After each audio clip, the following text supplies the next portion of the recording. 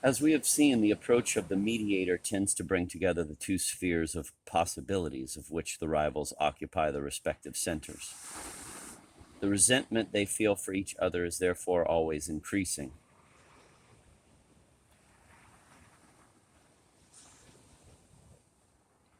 In Proust, the birth of passion coincides with the birth of hate. This ambivalence of desire is already very clear in the case of Gilbert. When the narrator sees the girl for the first time, he expresses his desire by making ugly faces at her. From that moment on, outside the immediate family circle, there is room for only one emotion, that provoked by the mediator when he relentlessly refuses access to the, quote, higher kingdom, end of quote, to which he holds the key.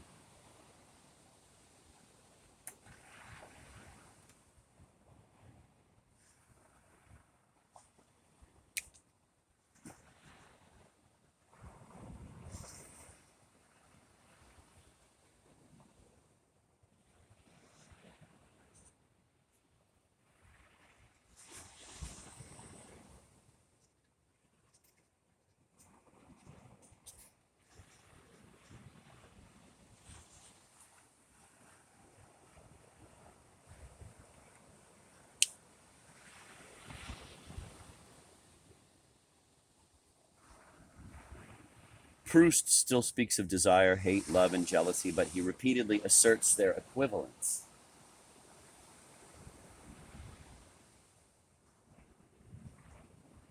As early as Jean Santoul, he gives an excellent triangular definition of hate, which is also a definition of desire. Of such a nature is hatred, which compounds from the lives of our enemies a fiction which is wholly false. Instead of thinking of them as ordinary human beings, knowing ordinary human happiness and occasionally exposed to the sorrows which afflict all mankind, and ought to arouse in us a feeling of kindly sympathy, we attribute to them an attitude of arrogant self-satisfaction which pours oil upon the flames of our anger. For hatred transfigures individuals no less than does desire, and like desire sets us thirsting for human blood. On the other hand, since it can find satisfaction only in the destruction of the supposed self-satisfaction which so irritates us, we imagine that self-satisfaction, see it, believe it to be in a perpetual process of disintegration. No more than love does hatred follow the dictates of reason, but goes through life with eyes fixed on an unconquerable hope. In De l'Amour, Stendhal had already noticed that there is a crystallization of hatred. One step further and the two crystallizations become one. Proust constantly reveals hatred and desire, desire and hatred. But he remains faithful to the traditional language. He never eliminates the likes and the as much as's which are strewn through the preceding quotation. He will never reach the highest level of internal mediation. This last stage was reserved for another novelist, the Russian, Dostoevsky, who precedes Proust chronologically, but succeeds him in the history of triangular desire.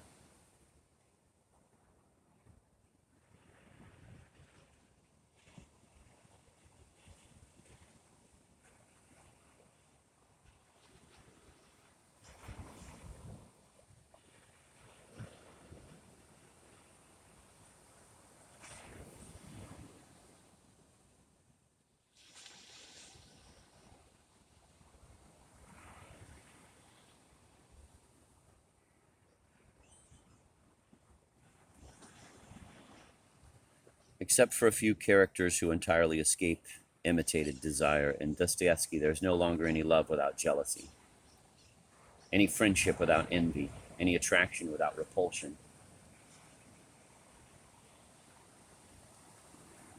The characters insult each other, spit in each other's faces, and minutes later they fall at the enemy's feet.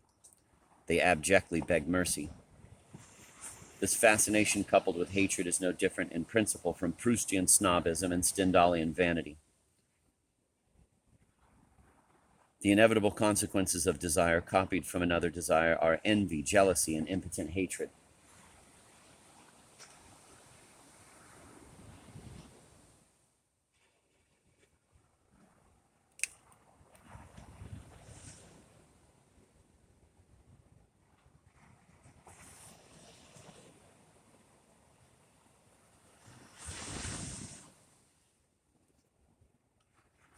As one moves from Stendhal to Proust and from Proust to Dostoevsky,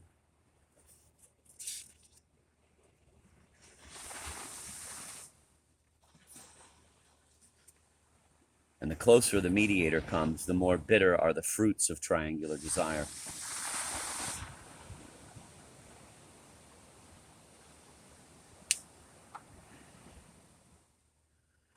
In Dostoevsky, hatred is so intense it finally explodes, revealing its double nature, or rather the double role of model and obstacle played by the mediator. This adoring hatred, this admiration that insults and even kills its object, are the paroxysms of the conflict caused by internal mediation. In his words and gestures, Dostoevsky's hero constantly reveals a truth which remains a secret in the consciousness of previous heroes. The contradictory feelings are so violent that the hero can no longer control them.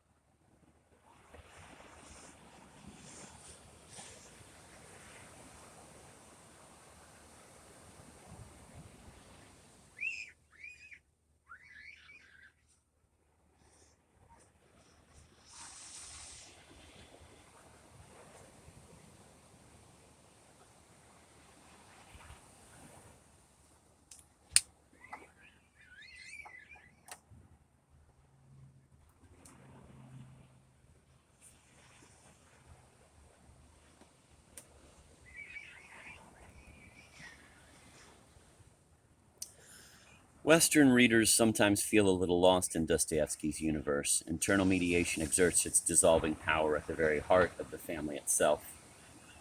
It affects a dimension of existence which remains more or less inviolable in the French novelists. The three great novelists of internal mediation each have their own privileged territory. In Stendhal, public and political life are threatened by borrowed desire. In Proust, the evil spreads to private life but usually excludes the family circle.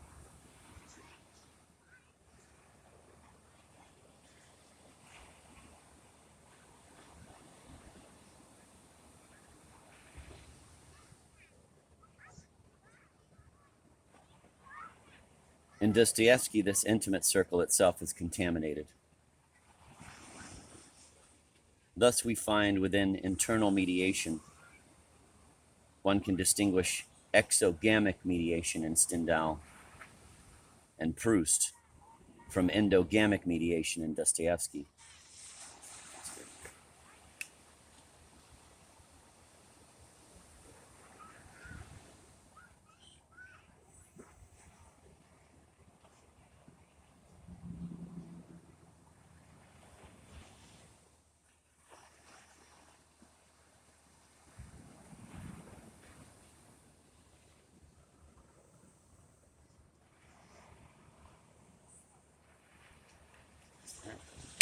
How do you like?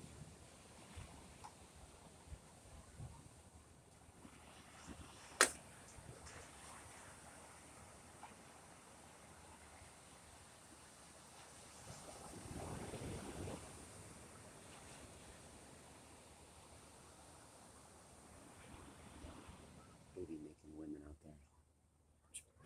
Oh, excuse me. This is not, however, a strict division. Stendhal encroaches on Proustian territory when he describes the extreme forms of cerebral love, and even on Dostoevskian territory when he shows us the hatred of son for father. Similarly, Marcel's relations with his parents are sometimes pre-Dostoevskian. The novelists often venture out of their own domain, but the further they wander, the more hurried, schematic, and uncertain they are.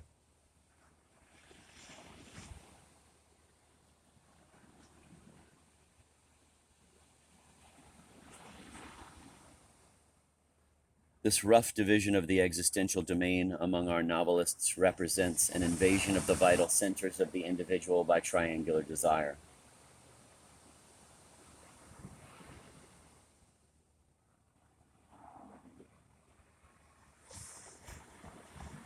A desecration which gradually infects the most intimate parts of being.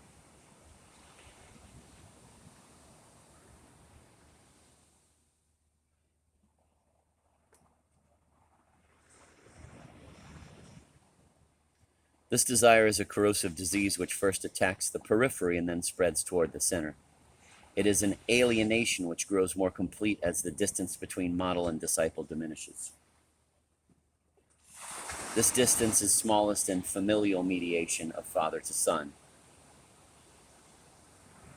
brother to brother, husband to wife, or mother to son, as in Dostoevsky and many contemporary novelists.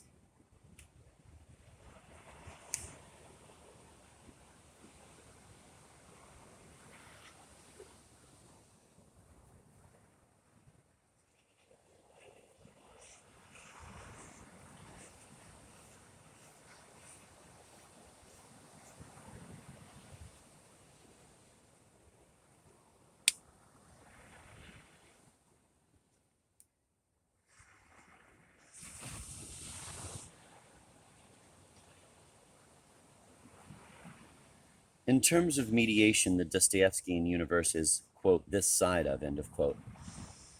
One might also say, quote, beyond, end of quote, that of Proust. Just as Proust is, quote, this side of, end of quote, or, quote, beyond, end of quote, Stendhal. The Dostoevskian universe differs from those of his predecessors in the same way that they differ from each other.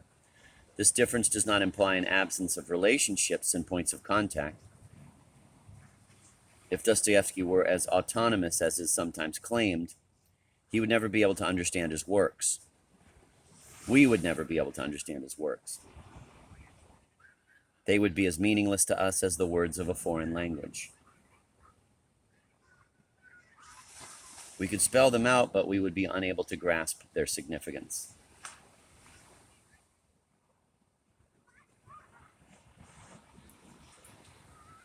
Dostoevsky's admirable monsters should not be considered as so many meteorites with unpredictable trajectories.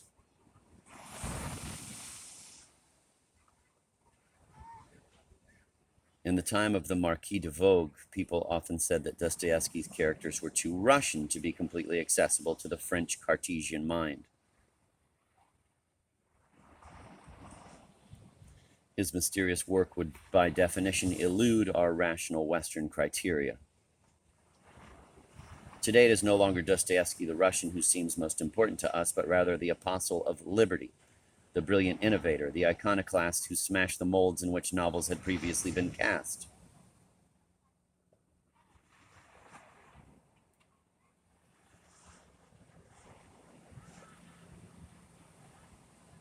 The Dostoevskian man and his free existence are constantly opposed to the simplistic analyses of our own novelists, who are seen as old-fashioned, bourgeois, and psychologizing.